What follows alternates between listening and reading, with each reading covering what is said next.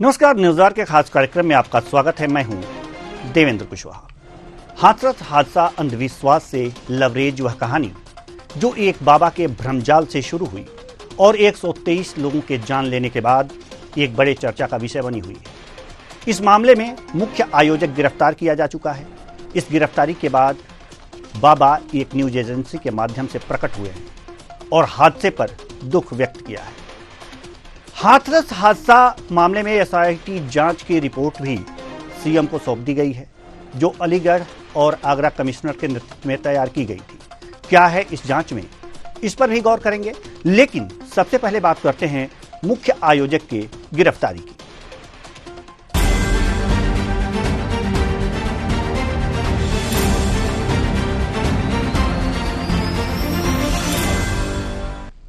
हाथरस कांड में पुलिस को बड़ी सफलता हाथ लगी है। हाथरस में आयोजित हो रहे बाबा के इस कार्यक्रम के मुख्य आयोजनकर्ता देव प्रकाश मधुकर को पुलिस ने गिरफ्तार कर लिया है। देव प्रकाश मधुकर को पुलिस ने दिल्ली से गिरफ्तार किया है। दिल्ली से गिरफ्तार यह बाबा पुलिस की छापेमारी में यह गिरफ्तारी हुई है। पुलिस का कहना है कि देव प्रकाश का लोकेशन ट्रैक कर यह गिरफ्तारी की गई है। देव प्रकाश पर 1 लाख रुपए का इनाम था। वहीं बाबा के वकील एपी सिंह का कहना है कि मुख्य आयोजक देव प्रकाश मधुकर ने अपने आप को सरेंडर किया है, ना कि पुलिस ने उसे गिरफ्तार किया है। सुनिए एपी सिंह क्या कह रहे हैं। हाथरस प्रकरण में जो एफआईआर में नामजद किए थे देव प्रकाश मधुकर, जिसे मुख्य आयोजक कहा गया था, आज हमने पुलिस को, एसआईटी को और एसटीएफ को यहां दिल्ली से उनके सामने, क्योंकि इलाज करा रहे थे, बुला के सरेंडर कर दिया है। ये मेरा वादा था कि हम कोई एंटीसिपेटरी बेल नहीं लगाएंगे, कोई एप्लीकेशन नहीं लगाएंगे और हम किसी कोर्ट में नहीं जाएंगे, क्योंकि हमने किया क्या, हमारा अपराध क्या है। वो इंजीनियर हैं, हार्ट पेशेंट थे। डॉक्टरों ने कहा ठीक अब थोड़ी सी स्थित है। हमने बिना किसी देर लगाए, लोग कहते अगले दिन, हमने आज वादा किया था, आज आप लोगों से कहा था कि हम देव प्रकाश मधुकर को सरेंडर करेंगे, पुलिस के सामने ले जाएंगे, पूछताछ करें, इन्वेस्टिगेशन में भाग लें, जांच में भाग लें। हमने उनको सौंप दिया है एसआईटी को और उत्तर प्रदेश पुलिस को। अब वो पूरी जांच कर लें, स्टेटमेंट कर लें, बयान कर लें, रिकॉर्ड कर लें। अब ये उनकी अपनी इच्छा है। हाँ, उनका स्वास्थ्य ध्यान रखा जाए, हार्ट पेशेंट है, कोई चीज उनके साथ गलत ना हो, ये मेरा इसीलिए मैंने कोर्ट में सरेंडर नहीं किया, मैंने कहीं एप्लीकेशन नहीं लगाई, कोई एंटीसिपेटरी बेल नहीं लगाई, जिससे कि ये माना जाता कि हम बचना चाहते हैं, हम छुपना चाहते हैं, हम अपने को डर रहे हैं, हमारे बच्चे, हमारा परिवार, हमारी बहनें, हमारे लोग मारे गए।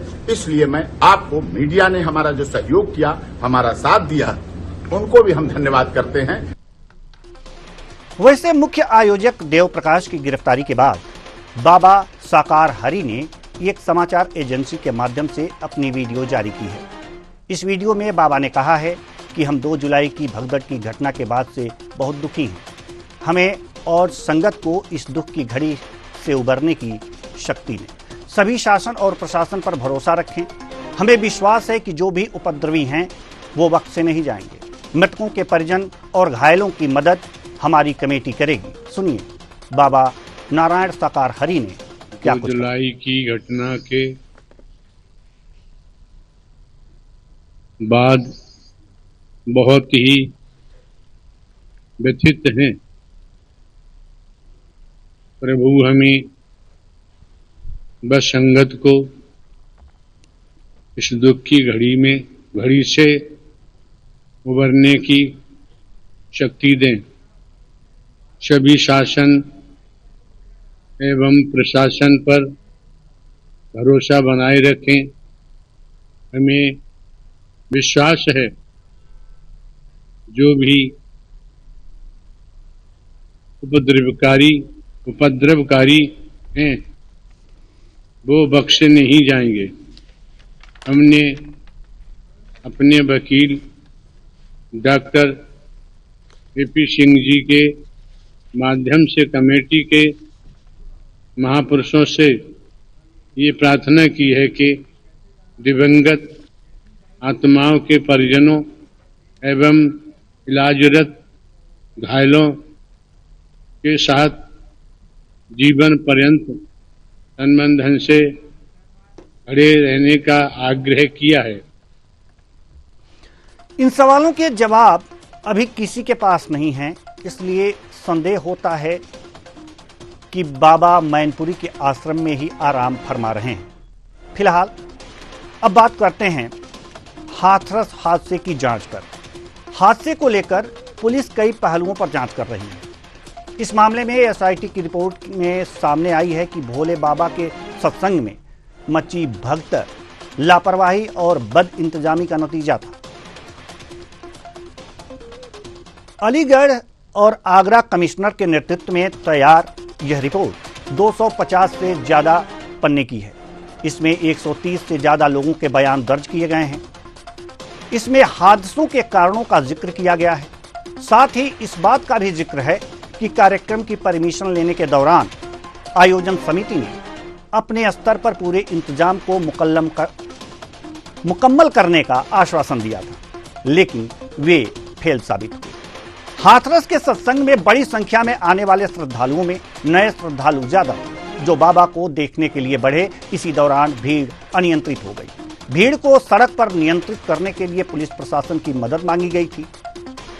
एसआईटी रिपोर्ट में सेवादारों की भूमिका और ड्यूटी पर और पुलिस कर्मियों की भूमिका का भी जिक्र किया गया है। तो ये एसआईटी रिपोर्ट में कहा गया है। लेकिन सवाल यहां पर यह है कि जो बाबा एक न्यूज एजेंसी के माध्यम से प्रकट हुए हैं, वो बाबा हैं कहां? माना जा रहा है कि बाबा मैनपुरी के आश्रम में मौजूद हैं, क्योंकि 2 तारीख को 3 बजे से लेकर 4:30 बजे तक जो उनका मोबाइल था वो ऑन था और उसकी लोकेशन जो है वो मैनपुरी का आश्रम बताया गया। हमारे मैनपुरी से संवाददाता उमाशंकर भी जुड़ेंगे और इस पर हम उनसे बात करेंगे। और साथ ही साथ लखनऊ से हमारे संवाददाता अनूप मिश्रा जुड़ेंगे, जो कि राजनीतिक गतिविधियों पर कि राजधानी में क्या राजनीतिक गतिविधियां हो रही हैं इस विषय पर इसकी जानकारी देंगे। तो दोनों हमारे संवाददाता जुड़ चुके हैं, लखनऊ से अनूप मिश्रा और साथ ही मैनपुरी से उमाशंकर। सबसे पहले हम उमाशंकर के पास जाना चाहेंगे। बाबा प्रकट हो गए हैं उमाशंकर, और यह माना जा रहा है कि मैनपुरी में ही वो आराम फरमा रहे थे। इस भगदड़ के बाद, इस घटना के बाद वो वहीं थे, क्योंकि जो पुलिस थी भारी संख्या में मैनपुरी के आश्रम के बाहर थी। पुलिस इसकी मनाही कर रही थी। समाचार एजेंसी के माध्यम से प्रकट हुए हैं। उमाशंकर, आप बताइए कि क्या अब बाबा का जो लोकेशन पहले बता रहा था कि मैनपुरी के आश्रम में हैं, क्या ये जिस समाचार एजेंसी के द्वारा ये प्रकट हुए हैं, क्या उसी लोकेशन पे हैं या कहीं और? कुछ पता चल पाया है इसके बारे में या नहीं?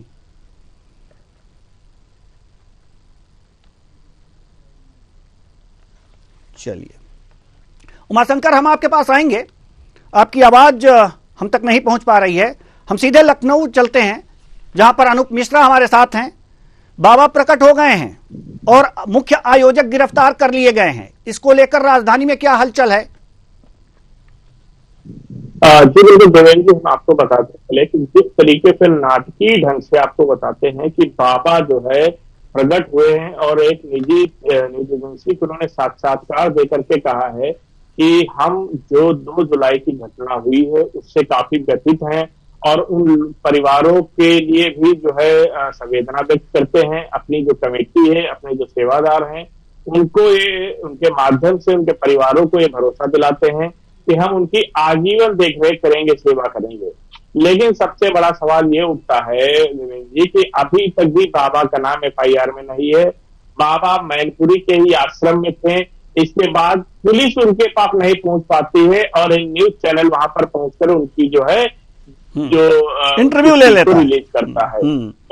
जी बिल्कुल, कहीं न कहीं उनकी ये अपने आप में एक शासन प्रशासन का बड़ा फेलियर माना जा रहा है। उधर दूसरी तरफ बात करें तो जो उनके मुख्य सेवादार जिनपे 1 लाख रुपए का इनाम था, वो भी जो है अपने को सरेंडर कर देते हैं एक हॉस्पिटल पे। तो ये बिल्कुल एक आपको नहीं लग रहा कि बिल्कुल पटकथा लिखी हुई प्री प्लान तरीके से बनाया गया है। सभी राजनीतिक दल इसमें आपको बता दें, लखनऊ में भी जो है सरगर्मियां तेज हैं। बसपा प्रमुख मायावती ने भी जो है कहा है कि इन अंधभक्तों के बाबा के चक्कर में न पड़े और संविधान निर्माता बाबा अंबेडकर को फॉलो करे, अन्यथा जो है इन तरीके के जो बाबा हैं ये लगातार अंधविश्वास फैला करके लोगों को लूटते रहेंगे, उस तरीके से घटनाएं होंगी। वही अखिलेश यादव ने ट्वीट के माध्यम से बताया, कहा है कि हमला बोलते हुए भारतीय जनता पार्टी पर इस शासन प्रशासन की कहीं न कहीं जो है सरकार पे हमला बोलते हुए कहा कि शासन प्रशासन की कहीं न कहीं ये नाकामी दिख रही है और जो अरेस्ट किए गए हैं सेवादार उनकी वकालत करते हुए अखिलेश यादव ने कहा है कि जो अरेस्ट किए गए हैं, गिरफ्तार किए गए हैं, वो निर्दोषों को गिरफ्तार किया है, जबकि इसकी एक जांच होनी चाहिए और जो गिरफ्तार किए हैं वो गलत है, जबकि जो मुख्य लोग हैं वो अभी भी उससे फरार मालूम दे रहे हैं। तो ये जो अखिलेश यादव और बसपा प्रमुख का भी जो बयान आया है, ये कहीं न कहीं राजनीति को दर्शाता है कि लगातार हलचल बढ़ रही है। वही एक सबसे बड़ी बात बताते हैं आपको, उत्तर प्रदेश सरकार की जो एक मंत्री है बेबी रानी मौर्य, उनका एक बयान बाबा के सत्र में आया है। उन्होंने कहा है कि इसमें बाबा की कोई गलती नहीं है, ये शासन प्रशासन की लापरवाही से भगदड़ मच गई, ऐसी घटनाएं कभी कभी हो जाती, इसमें बाबा का कोई दोष नहीं है। तो इस तरीके से लगातार जो नेताओं के बयान आ रहे हैं, वही एसआईटी की जो जांच आई है, एसआईटी में भी जो है जो जांच रिपोर्ट दी है उसमें ये कहा है कि बद इंतजामी की वजह से ये घटना घटी है, जबकि उन्होंने भी अपने प्रशासनिक अधिकारियों का बचाव किया है। तो ये कहा जा सकता है एक दूसरे का आरोप प्रत्यारोप का दौर चल रहा है, लेकिन कोई इसकी जो है संपूर्ण बिल्कुल हम विस्तार से इस बात पर आपसे चर्चा करेंगे अनूप, लेकिन हमें जो बदायूं जिले से कुछ लोग जो वहां पर कि जो हादसे के वक्त वहां पर मौजूद थे, उनकी कुछ बयान आए हुए हैं। पहले हम अपने दर्शकों को वो सुनवा लें, उसके बाद हम इस पर विस्तार से चर्चा करेंगे। जी पूजी समापन करके जा रहे थे, उसके काफी समय के बाद सड़क पे बहुत सी बहन भैया सब जा रहे थे, तो पीछे से कई लोग आए, उन्होंने धक्का देते हुए और वो सीधे भाग गए। मैंने पकड़ने की कोशिश की, लेकिन तब तक वो भाग चुके। भीड़ संगत जा रही थी, बहनों के काफी चोट लगी थी। ऐसा ये सत्य का साथ करते हुए मैंने 20 साल हो गए, ऐसा कभी नहीं हुआ था। और प्रभु जी के सत्य के साथ में कोई भी पैसा लिया नहीं जाता है, कोई चंदा चढ़ावा नहीं है।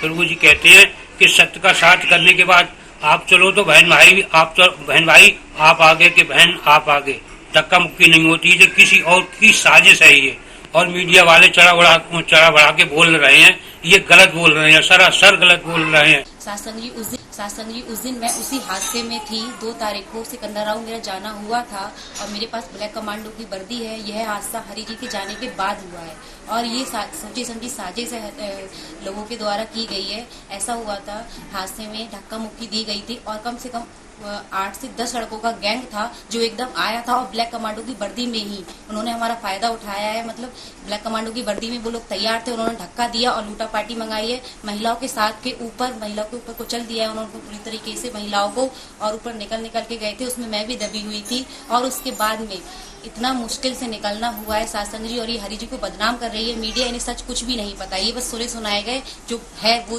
बता रहे हैं और इन्होंने आंखों से अपनी कुछ भी नहीं दिखाया, जबकि हम वहाँ मौजूद थे। ऐसा हुआ है और हमारे जूते भी उसी में रह गए थे। बहुत मुश्किल से निकलना हुआ शासन जी और हरि जी। पूरे ब्रह्मांड में सदा सदा के लिए जय जयकार हो, जय जयकार हो। जब सत्य का साथ सह लेकर रहे थे, हम तो मौजूद थे वहाँ पर।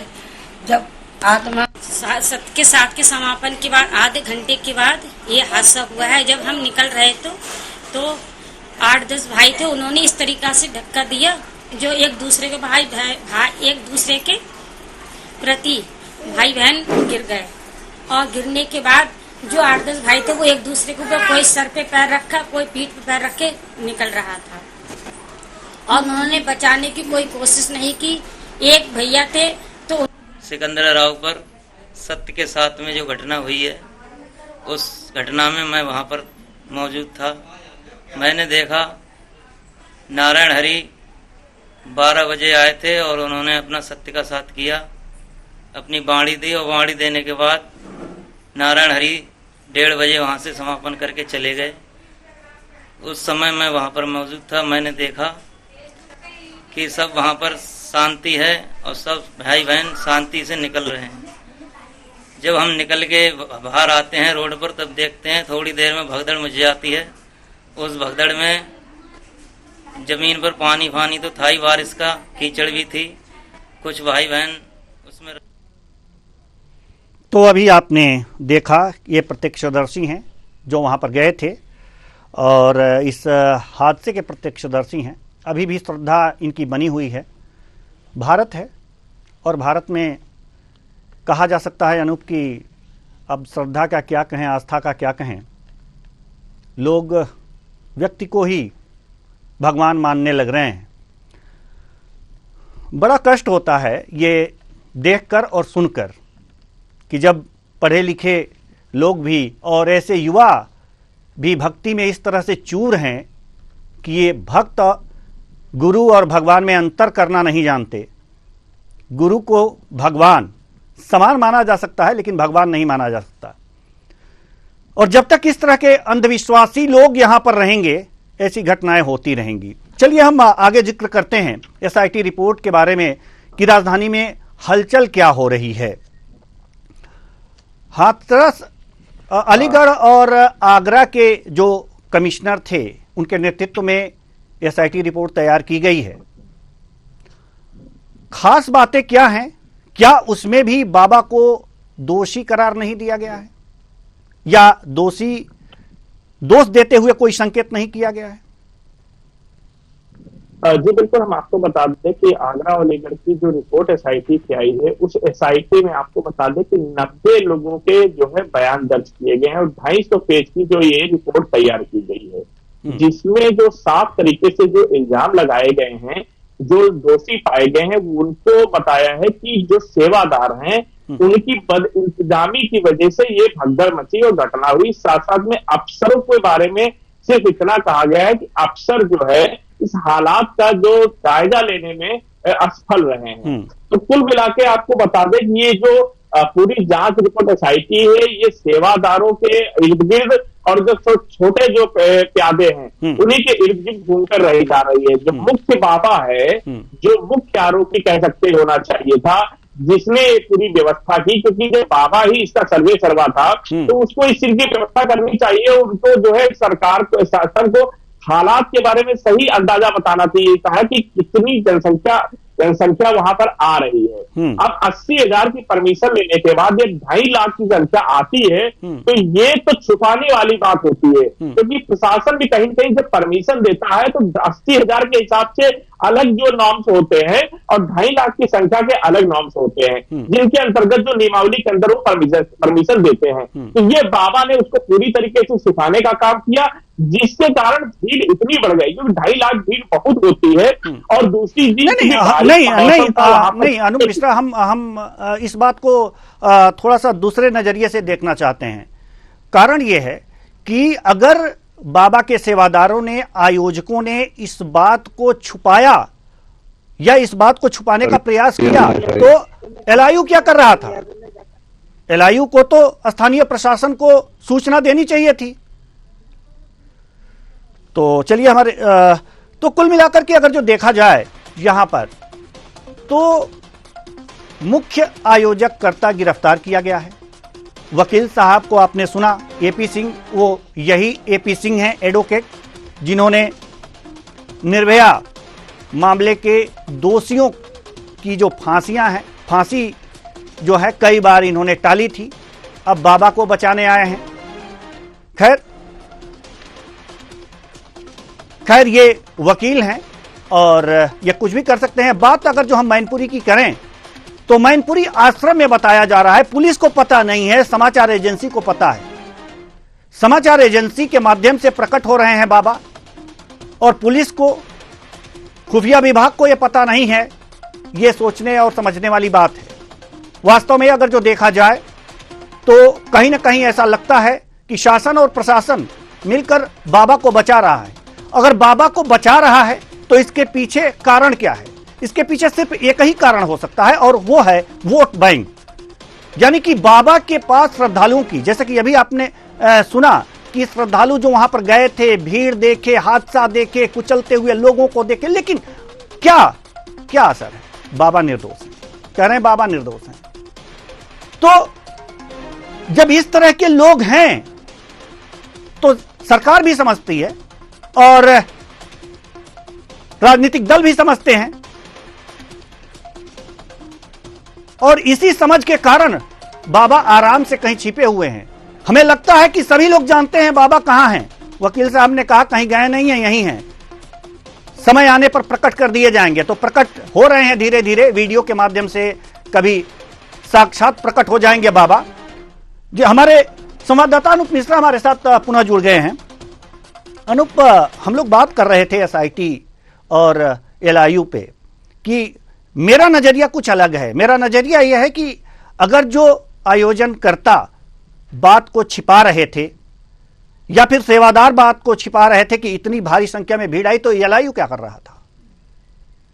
उसे तो प्रस्ताव। बिल्कुल ये सवाल तो उठता है जी, बिल्कुल ये सवाल उठता है कि यदि प्रशासन को बाबा ने सारी बात नहीं बताई, जो वास्तविक जनसंख्या थी से जो भक्तगण थे, तो फिर एलआईयू क्या उस वक्त कर रहा था? एलआईयू का फेलियर है। तो ये जरूर कह सकते हैं कि प्रशासन की लापरवाही इसमें प्रथम दृष्टिया नजर आती है। दूसरी तरफ लेकिन कहीं न कहीं आपको बता दें कि जो एसआईटी ने रिपोर्ट दी है उसमें सेवादारों और बाबा जो आयोजक थे उनकी बदइंतजामी नजर आई और अफसरशाही को, अफसरों की लापरवाही उन्होंने बताया। 90 लोगों के जो है बयान दर्ज किए गए, साथ साथ में डीएमएसपी के भी बयान दर्ज किए गए हैं। उनके आधार पर गैर इरादतन हत्या का मुकदमा दर्ज किया गया है, लेकिन अभी तक जो मुख्य आरोपी है वो बाहर है। अब सवाल ये उठता है कि अगर शासन ये देख रहा था कि ये आयोजन तो पहले भी होते रहते हैं, इतना बड़ा आश्रम है,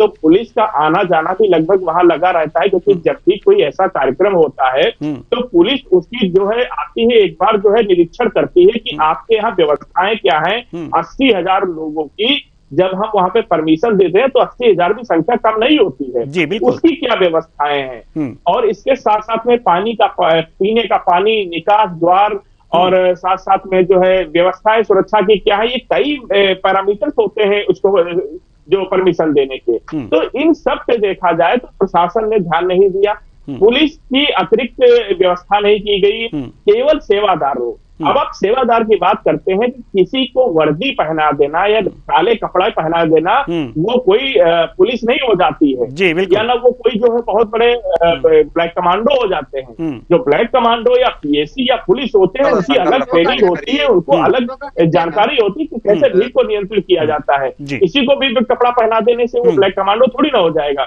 उसको देख लेकर उसके सहारे प्रशासन ने इतनी बड़ी परमिशन दी है, इतने बड़े लोग वहां पर आए और केवल सेवादारों को बाबा ने छिपाया, ये बात प्रशासन ने ध्यान नहीं दिया। तो दोनों लोगों की इसमें जिम्मेदारी बनती है। खास करके अगर बात की जाए पुलिस की, प्रशासन की जिम्मेदारी ये बनती है, क्या वो ट्रेंड लोग थे जिन्होंने इसकी व्यवस्था की थी? क्या होमगार्ड के थे या किसी विभाग के थे? एनडीआर किस पैरामीटर्स पे उनको रखा जाता है? जी अनूप, हम आपके पास आएंगे बड़ी देर से, जी आएंगे और चर्चा करेंगे, विस्तृत चर्चा करेंगे आपसे। बड़ी देर से उमाशंकर जी से संपर्क करने की कोशिश की जा रही थी और उमाशंकर जी से हमारा संपर्क हो गया है, मैनपुरी से हैं।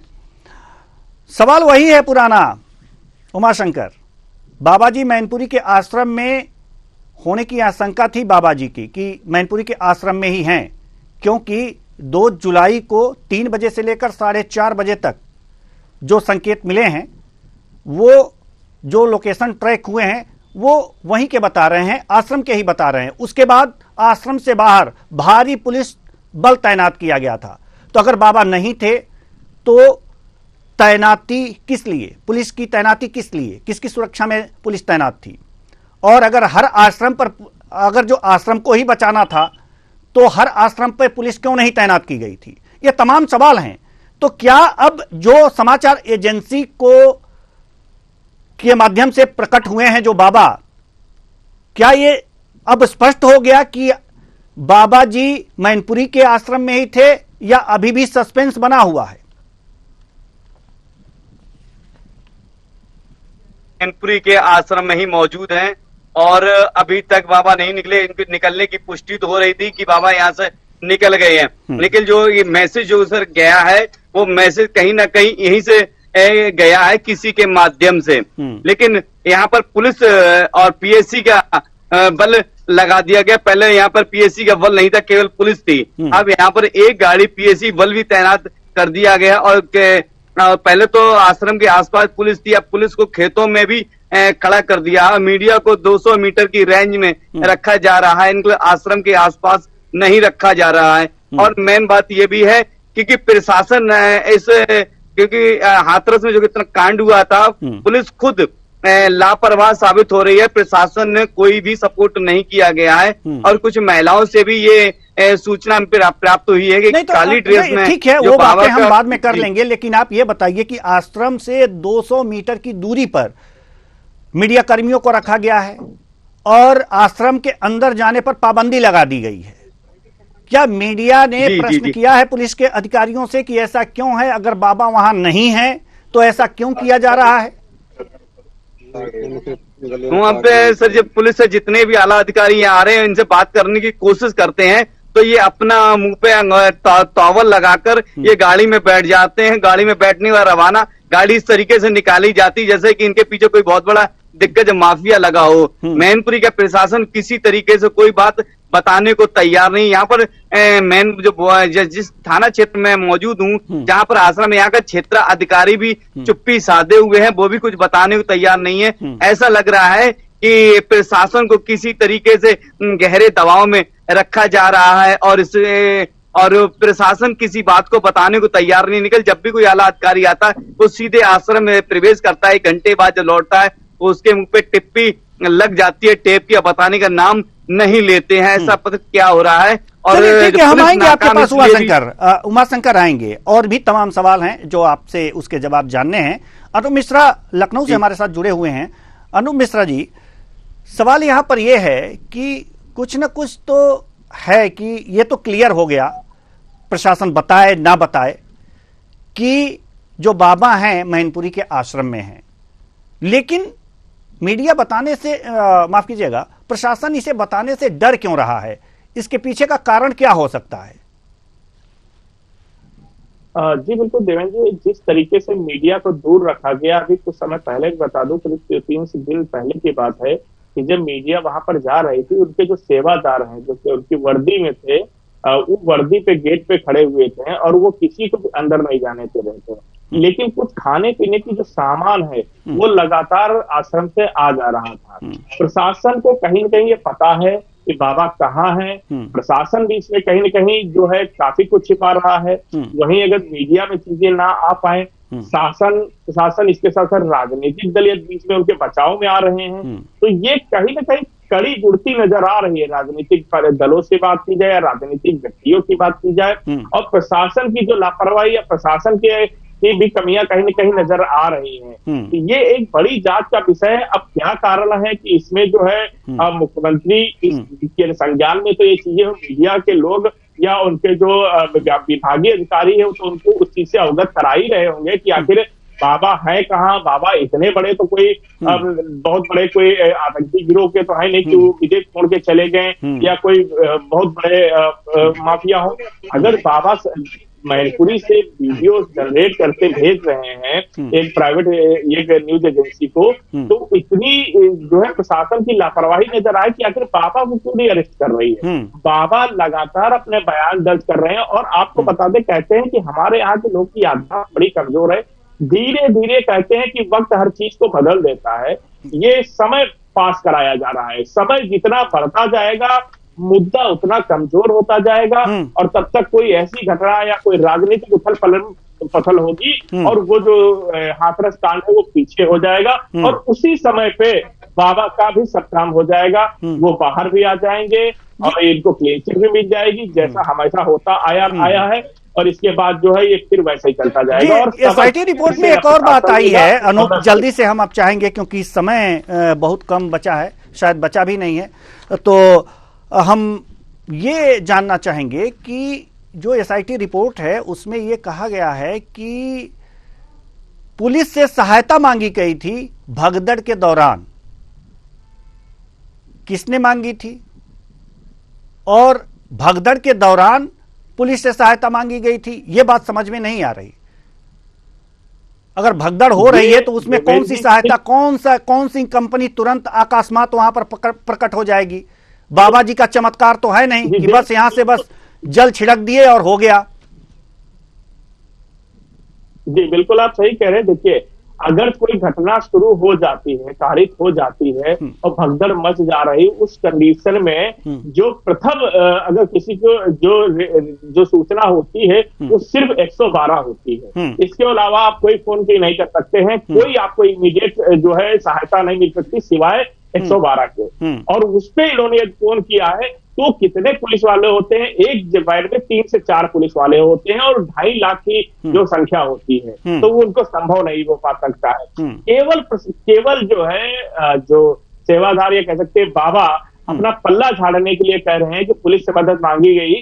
पुलिस से मदद मांगने में कम से कम पुलिस को आने में और पीएससी आए या पुलिस फोर्स आए, क्योंकि एक थाने की फोर्स उसको संभाल नहीं सकती है। जो जिस थाने से फोर्स मांगी जाएगी वो उच्चाधिकारी को निर्देश को सूचना देंगे। उच्चाधिकारी को जिले के एसपी है वो अन्य थानों को जब निर्देश करता है तब वहां से फोर्स चलती है। इन सब में करीब 1 घंटे का समय लग जाता है। और उसमें यहाँ पे सारे लोगों की जो है जो करके उनको मृत्यु हो गए थे, घायल हो गए थे। तो ये कह सकते हैं जो आश्रम की तरफ से बेबुनियाद जो है बहाने बनाए जा रहे हैं। ऐसी मुझे नहीं लगता कोई स्थिति आई होगी। अगर बहुत ज्यादा आपको दिखता होगा तो प्रथम दृष्टिया 112 पे उन्होंने बिल्कुल अन्यथा ये संभव नहीं है। जी बिल्कुल।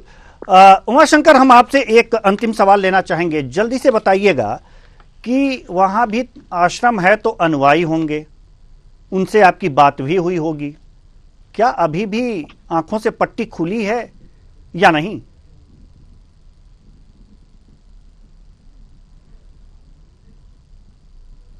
अगुवाइयों का ये कहना है वो मेरे पत्मा है, मैं उन्हें पूजूंगा, घटना कितनी बड़ी हो जाए कोई लेना देना नहीं, लेकिन मैं उनके भक्त हैं, मैं मेरी आस्था अभी भी उनसे जुड़ी हुई है।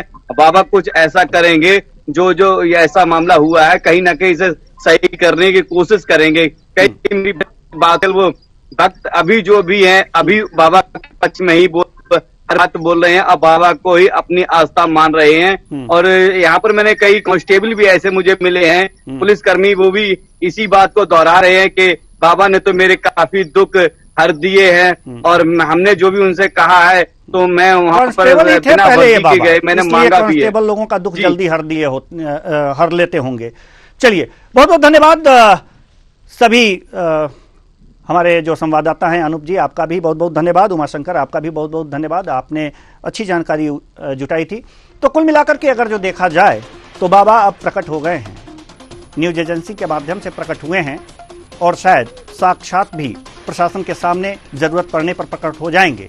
लेकिन अभी भी जो उनके अनुयायी हैं उन्हें प्रभु ही मानते हैं, प्रभु कह करके ही संबोधित करते हैं।